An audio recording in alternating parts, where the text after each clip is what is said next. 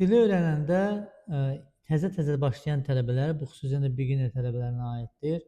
Tələbədə dilin yad olma prosesi olur. Məsələn, dili nə qədər söz öyrənməyə çalışsan da, söz yadında qalmır, nə bilim, başa düşmürsən, bir gün öyrəndin, sabah yenə yaddan çıxır, təkərsən, yenə yaddan çıxır.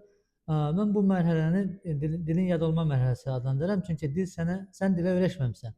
Yəni, həmin dildə söz necə səslənməsi sənin öyrəşdiyin sözlərdən fərqlidir, deyilişi, yazılışı tamamilə fərqlidir. Ona görə də ilk mərhələlərdə mümkün qədər ingilis öyrənsəmsə, ingilisin içində çox olan. Məsələn, mən rus dili öyrənməyə başlayanda söz var, o sözü öyrənmək mənə çətin gəlir. Çünki rus dilindəki sözləri öyrəşməmişəm. Amma ingilis dilində bir sözü eşidim, o sözü tez yadımda qalır. Məsələn, enmiş sözü var idi.